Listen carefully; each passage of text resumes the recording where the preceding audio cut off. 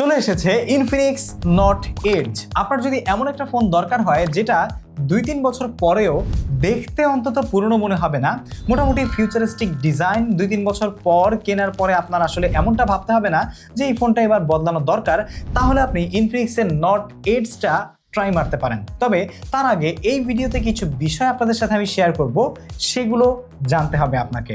তো চলুন আজকের ভিডিওতে আপনাদের সাথে আমি উদ্ঘাটন করার চেষ্টা করব 30,000 টাকা রেঞ্জের এই কার্ভ ডিসপ্লে মোবাইল ফোনটি আসলে কেমন হতে যাচ্ছে। ইনফিনিক্স একদম নতুন লুকে নতুন সিরিজে নিয়ে এসেছে ইউনিক একটি ফোন, ইনফিনিক্স নট এডজ।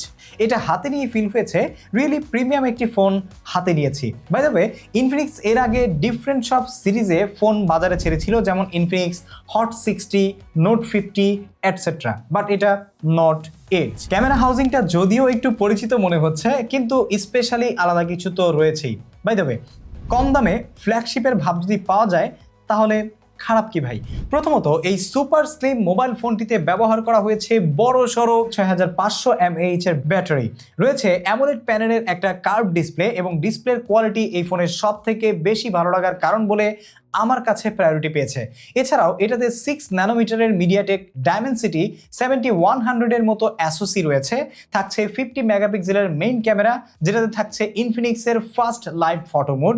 এছাড়াও বেসিক সব ফিচারের সাথে থাকছে আন্ডার ডিসপ্লে ফিঙ্গারপ্রিন্ট সেন্সর। এই ডিভাইসটা দুইটা ভেরিয়েন্টে বাংলাদেশের বাজারে লঞ্চ হয়েছে, 8128GB এবং 8256GB, সাথে এক্সটেন্ডেড ভার্চুয়াল 8GB র্যাম তো থাকছেই। 8128GB ভেরিয়েন্টের বাংলাদেশে অফিসিয়াল প্রাইস হচ্ছে 29,999 টাকা, এবং 8256GB অফিসিয়াল প্রাইস হচ্ছে 31,999 টাকা। পারচেস করার ক্ষেত্রে আমি আপনাদেরকে বলবো 2000 টাকার জন্য 256GB ভেরিয়েন্টটা কেউ মিস করবেন না। আসলে এই মুহূর্তে আগে এরকম প্রাইস পয়েন্টে আমরা হয়তো বা এর চাইতে বেটার কিছু এক্সপেক্ট করতে পারতাম, বাট রিসেন্টলি দামটাম অনেক কিছু বেড়ে গিয়েছে, যার কারণে সেম ডিভাইস অনেকেই হয়তো বা এর চাইতে বেশি প্রাইসে সেল করছে, আবার অনেকেই কোনো জায়গায় কস্ট কাটিং করে কিন্তু এর চাইতে কমেও সেল করার চেষ্টা করছে। এটা আসলে ডিপেন্ড করে ইন দ্য সিচুয়েশন। ভবিষ্যতে আমাদেরকে আসলে অনেক কিছুই দেখতে হইতে পারে, বাজারের যে অবস্থা বলা যাচ্ছে না কি কোন দিকে যায়। তারপরেও বাজারের প্রতিকূল এই অবস্থা বিবেচনা করে ইনফিনিক্স মোটামুটি বেশ ভালোই একটা প্যাকেজ নিয়ে আসার চেষ্টা করেছে এই স্মার্টফোনের মাধ্যমে। বাট ডিজাইনটা আপনাদের কাছে কেমন লেগেছে অবশ্যই কমেন্ট করে জানাবেন। আমার কাছে কিন্তু বেশ ভালোই লেগেছে, স্পেশালি এই কালারটা। আরো 3-4টা কালার আছে, slick green, stellar blue, shadow black, আমার হাতে রয়েছে লুনার টাইটেনিয়াম। লুনার টাইটেনিয়াম কালারটা সাধারণত হাতে নিলে একটা ওয়ার্ম আর স্মুথ ফিল দেয়, কিন্তু আলো পড়লেই দেখবেন কালারটা একদম বদলে যায়, মনে হয় যেন রাতের আকাশে জমে থাকা চাঁদের আলো ধীরে ধীরে ফ্লো করছে। এটা বানানো হয়েছে ফ্রস্টেড ন্যানো গ্লাস দিয়ে, যার টেক্সচারটা অনেকটা ক্যাটসাইয়ের স্টোনের মতো, মানে একদিকে পুরো টেকনোলজির ভাইব আর অন্যদিকে ন্যাচারাল জেমস্টোনের এলিগেন্স। সিম্পলি বললে এই কালারটাকে দেখলে ফোনটাকে আর ফোন মনে হয় না, প্রিমিয়াম একটা অবজেক্ট মনে হয়। ক্যামেরা হাউজিংটা নিয়ে অনেকের দ্বিমত থাকলেও আমার কাছে কিন্তু বেশ ভালোই লাগছে, বিশেষ করে এই কালার কম্বিনেশনের সাথে। স্মার্টফোনের রেয়ার প্যানেলে আপনারা ক্যামেরার পাশাপাশি এলইডি ফ্ল্যাশ লাইটও দেখবেন, এবং তার নিচে আরও একটা নোটিফিকেশন লাইট রয়েছে, যেটা মেসেজিং ফাংশনালিটিতে ব্যবহারযোগ্য হতে পারে। ফোনটা হাতে নিয়ে বেশ হ্যান্ডি ফিল হবে, কার্ভ ডিসপ্লে থাকায় হাতে বসে থাকবে একবারে, আর খুবই লাইট ওয়েট একটা ডিভাইস মনে হবে আপনার কাছে। আর ওয়েট ব্যালেন্সও আমার কাছে বেশ ভালোই মনে হচ্ছে। তাছাড়া থিকনেস কম হওয়াতে বেশ পাঞ্চি একটা মজা পাওয়া যায়। বডি ফ্রেমটা প্লাস্টিকের তৈরি হলেও দেখতে কিন্তু মার্বেল একটা ভাব দিচ্ছিল। অন্যান্য রেগুলার বাটনের পাশাপাশি এটাতে একটা এক্সট্রা ওয়ান ট্যাপ বাটন ব্যবহার করা হয়েছে, যেটা ঠিক ভলিউম বাটন এবং পাওয়ার বাটনের ঠিক নিচে সেট করা হয়েছে। এটা আপনি বিভিন্ন অ্যাপস এবং ফাংশনালিটি সেট করে রাখতে পারবেন। যেমন এই মুহূর্তে আমরা এটাতে টর্চ ফাংশন অ্যাড করে রেখেছি, যেটা আমরা লং প্রেস করে ধরে রাখলেই টর্চটা অন হচ্ছে, আবার লং প্রেস করে ধরে রাখলে টর্চটা অফ হয়ে যাচ্ছে। এটা ছাড়াও আপনি বিভিন্ন প্রকারের সিস্টেমস অ্যান্ড ফাংশনস কিন্তু এখানে অ্যাড করে রাখতে পারবেন। আপনি চাইলে মিউট, আনমিউট, ক্যামেরা বা অন্যান্য ফিচারও অ্যাড করে ব্যবহার করতে পারবেন। এই ধরনের বাটন কিন্তু খুবই কাজের, যেমনটা আমরা আইফোনের বিভিন্ন ভ্যারিয়েশনে কিন্তু এই ধরনের বাটনের ব্যবহার বিভিন্ন জায়গায় দেখেছি। এমনিতে ফোনটার ওজন 190 গ্রামের কাছাকাছি, বাট 4টা কালারের মধ্যে স্লিক গ্রিন কালারটার 185 গ্রাম ওয়েট রয়েছে। সেটার ব্যাকে যেই ম্যাটেরিয়াল, সেটার কারণে সম্ভবত একটু ওয়েট কমে এসেছে, বাট এটাতে IP65 রেটিং রয়েছে।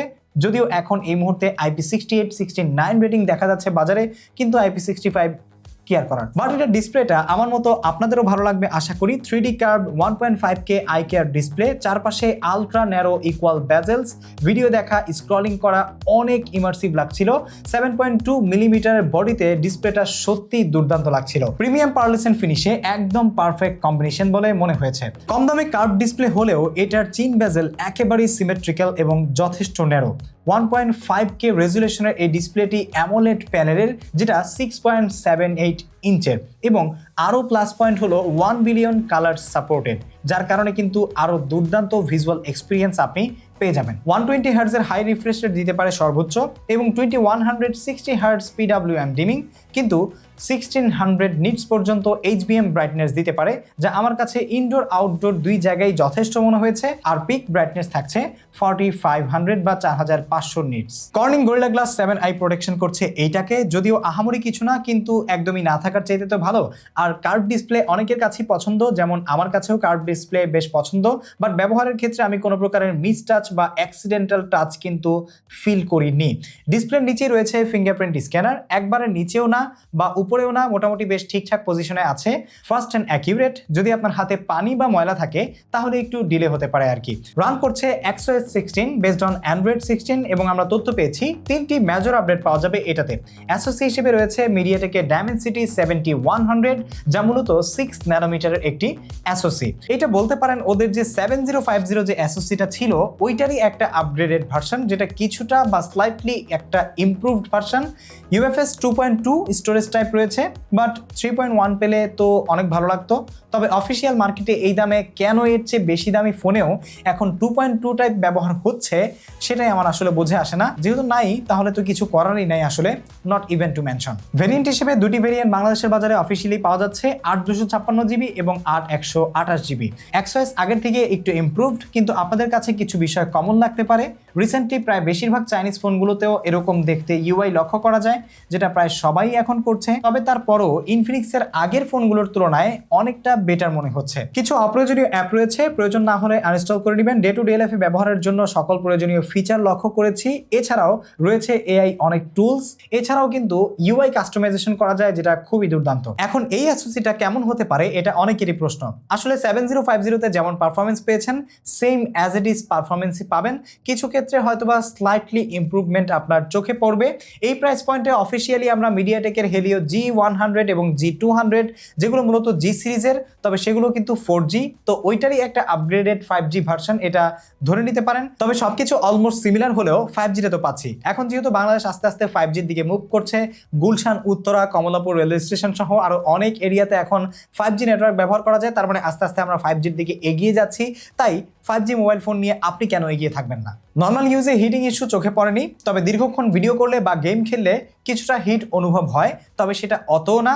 8GB র্যাম হলেও মাল্টিটাস্কিং বা একাধিক অ্যাপ সুইচ করে কাজ করতে তেমন কোনো বেগ পোহাতে হয়নি, কিন্তু ওভারকিলিং মাল্টি অ্যাপ ওপেন থাকলে হয়তো একটু অসুবিধা আপনার হতে পারে বা ডিলে লক্ষ্য করা যায়। ডিসপ্লে ডিজাইন এবং আদার্স জিনিসগুলোর কারণে এখন পর্যন্ত মোবাইল ফোনটি আমার কাছে বেশ স্ট্যান্ডার্ডনেস বজিয়ে রাখতে পারলেও ক্যামেরা সেকশনে এসে আমি আরো ভালো কিছু প্রত্যাশা করছিলাম। মোবাইল ফোনটিতে রয়েছে 50 মেগাপিক্সেলের মেইন ক্যামেরা, বাট সাথেরটা আসলে আমার মনে হয় ডিজাইনটা ফুলফিল করার জন্য ইউজ করা হয়েছে, তেমন কোনো কাজের না।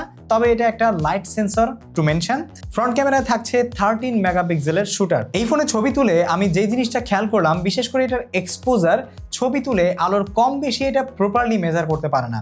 অনেক বেশি আলো থাকলে বা হার্শ লাইট বা হেভি লাইট থাকলে এটা বেশ ভালোই স্ট্রাগল করে ছবির ডিটেল তুলে ধরতে। তবে লাইটিং যদি এর মন মতো হয় আর কি, তাহলে সর্বোচ্চটা দিতে পারছিল। ডাইনামিক রেঞ্জ হ্যান্ডেল খুব বেশি একটা চোখে পড়ার মতো ওয়াইডার না। কালার অ্যাকিউরেসির জায়গায় মোটামুটি ন্যাচারাল কালারই পেয়েছি, ওভার স্যাচুরেটেড না, তবে একটু ভাইব্রেন্ট, যা দেখতে ভালোই লাগে, খারাপ না। তবে এটা আবার সবসময় একরকম না। লাইটিং পার্সপেক্টিভ অনুযায়ী এটা কিছু পরিবর্তন আপনি খেয়াল করবেন, আর এক্সপোজারও সে অনুযায়ী কন্টেন্টের ডিটেল তুলে ধরে। ছবিগুলোতে ডিটেলের অপূর্ণতা ছিল, যা একটু জুম করলে বোঝা যায়। তবে আপনি ছবি তোলা এক্সপার্ট হলে এক্সপোজার কন্ট্রাস্ট ঠিকঠাক করে ছবি তুললে মোটামুটি ভালো রেজাল্ট বের হয়ে আসে। তারপরও এআই ক্যামেরা থাকার কারণে অনেকের কাছে এই ধরনের ছবি হয়তো বা ভালো লাগবে। মেন ক্যামেরায় আরেকটু ভালো কিছু করতে পারতো। ডেডিকেটেড ডেপথ সেন্সর থাকায় আপনি 3টি ফোকাল লেংথে ছবি তুলতে পারবেন, 24, 35 এবং 50। আমার কাছে কাছে 24টাই বেশি ভালো লাগছিল।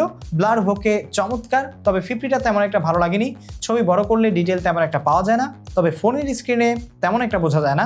24 এবং 35ই বেশি কাজের মনে হয়েছে। এই দুই জায়গায় শার্পনেস ভালোই ছিল। তারপরও ডেডিকেটেড ডেপথ সেন্সর না থাকার পরও এমন অপশন আছে, এটা অ্যাপ্রিসিয়েটেবল। তবে ছবি তোলার সময় যদি প্রপার আলো থেকে ছবি তুলতে পারেন তবে বেটার রেজাল্ট পাবেন আর কি। ফ্রন্ট ফেসিং ক্যামেরায় মোটামুটি ভালো ছবি দেয়, তবে বেশি স্মুথ করে ফেলবে, যেহেতু এআই ব্যবহার করা হয়েছে এই জন্যই। তবে স্মুথ করতে গিয়ে সব মাখিয়ে ফেলবে ব্যাপারটা এমন না। চুল দাড়ি এগুলো কিন্তু বেশ ভালোই আলাদা করতে পারছিল, বেশ ভালোই তোলে। এআই ডিটেকশনও বেশ খারাপ না। আর স্ক্রিনটা একটু বেশি ব্রাইট করে ফেলে, এই জিনিসটা লক্ষ্য করলাম, কিন্তু দেখতে বেশ ভালোই লাগছিল। ভিডিও রেকর্ড করা যায় সর্বোচ্চ 2K 30 FPS এ, বাট কোনো প্রকারের স্ট্যাবিলাইজেশন নেই। এমনকি 1080p 60 FPS এও আপনি কোনো স্ট্যাবিলাইজেশন পাবেন না, but 1080p 30 FPS A stabilisation পেয়ে যাবেন, যেটা বেশ ভালো কাজের বলে মনে হয়েছে। কিন্তু আমি আসলে মিস করছিলাম এই মোবাইল ফোনটিতে OIS ক্যামেরা, যেটা আসলে থাকলে স্ট্যাবিলাইজেশনটা এবং ক্যামেরাটা আরেকটু বেশি আকর্ষণ করতে পারতো কনজিউমারদেরকে। ক্যামেরাতে সত্যি আরও কাজ করার ছিল। এই মোবাইল ফোনটি দিয়ে আমরা call of duty, asphalt 8, free fire এবং নিড ফর স্পিড গেমগুলো খেলেছি। যদিও এই ডিভাইসটি কোনো গেমিং ডিভাইস না, তারপরও এটা দিয়ে আপনি লাইটলি টুকটাক গেমিং করতে পারবেন, তবে হেভি গেমিং না। রেগুলার সিচুয়েশনে স্মুথ রেজাল্ট আসছিল, কিন্তু হ্যাভি টাইমিংয়ে বা অ্যাকশন মোমেন্টে গিয়ে কিছুটা ল্যাগ মাঝে মাঝে অনুভব হয়েছে। গ্রাফিক্সটাও দুর্বল লাগছিল, মাঝে মাঝে ফ্রেমটাও টানা ধরে রাখতে পারে না, ফ্ল্যাকচুয়েট পেয়েছি। তবে তারপরও যথেষ্ট প্লেয়েবল রেজাল্ট পাওয়া গেছে। তবে টানা গেম খেলার পর 20-30 মিনিট পর ফোনটা হিট জেনারেট করেছে। খেয়াল করলাম যার সিগনিফিকেন্ট হিটিং এরিয়া আমার কাছে ডিসপ্লের সাইডটাই মনে হয়েছে। তার মানে গেম খেলার সময় পেছনের চাইতে ফ্রন্ট সাইডটা বেশি হিট হচ্ছিল। এই সুপার স্লিম ফোনটাতে সিলিকন কার্বনের 6500 mAh এর ব্যাটারি ব্যবহার করা হয়েছে এবং বক্সে 45 ওয়াটের চার্জিং সিস্টেম পাচ্ছেন। বাইপাস চার্জিং টেকনোলজি অ্যান্ড 10 ওয়াটের রিভার্স চার্জিংও থাকছে। ব্যাকআপ ভালো পাচ্ছিলাম, একদিন অনায়াসে কেটে যায়। যদি লাইট ইউজার হয়ে থাকেন তাহলে একদিন প্লাস আপনি ব্যবহার করতে পারবেন বা ব্যাকআপ পেয়ে যাবেন। জেবিল টিউনড স্টেরিও স্পিকার থাকছে, সাউন্ডটা ভালোই লেগেছে আমার কাছে, খারাপ না। তবে বেজ অ্যান্ড ডেপথ আরেকটু ইমপ্রুভড হলে ভালো হতো বেশি। ডিস্টরশন লক্ষ্য করিনি তেমন একটা, তবে ডেপথ অ্যান্ড বেজে আরেকটু কাজ করা যেত বলে মনে হয়েছে। আইআর ব্লাস্টার সেন্সরও আছে, এছাড়াও নেটওয়ার্ক রিসেপশনে সবই পারফেক্ট মনে হয়েছে। তো এই ছিল ইনফিনিক্সের নতুন ডিভাইস নট এডজ। ডিজাইনটা বেশ ভালোই লেগেছে পার্সোনালি আমার কাছে। ডিসপ্লেটাও সিগনিফিকেন্টলি ভালো, প্রসেসরটাও এই প্রাইস পয়েন্টে বেশ ভালোই আছে, 5G থাকার কারণে এগিয়ে থাকবে, এবং ব্যাটারি ব্যাকআপটাও কিন্তু সিগনিফিকেন্টলি মেনশনেবল। এছাড়াও আসলে কাজের জায়গা অনেকগুলো রয়েছে, যেমন UFS 2.2 না দিয়ে টাইপ 3.1 দিতে পারলে বেশ ভালো হতো। এই সময় এসে আসলে 2.2টা একটু আন্ডাররেটেড মনে হয়। এছাড়াও ক্যামেরার সেকশনে কিন্তু অনেক কাজ করার ছিল। একটা মোবাইল ফোন ইউজারের জন্য ক্যামেরা এখন খুবই ইম্পর্টেন্ট, বিশেষ করে এই সোশ্যাল মিডিয়া ব্যবহারকারীদের জামানায় এসে। তাই এই জায়গাটাতে আসলে কাজ করার অনেক জায়গায় ছিল। এছাড়াও আরও অনেক কিছু আসলে থাকে বা থেকেই যায়, সেগুলো ব্যক্তিগত প্রেফারেন্স বা নিডের উপর নির্ভরশীল। আপনার কাছে কোন জিনিসগুলো ভালো লেগেছে, কোনগুলো লাগেনি, কমেন্ট সেকশনে জানাতে পারেন। দেখা হচ্ছে পরবর্তী কোনো ভিডিওতে।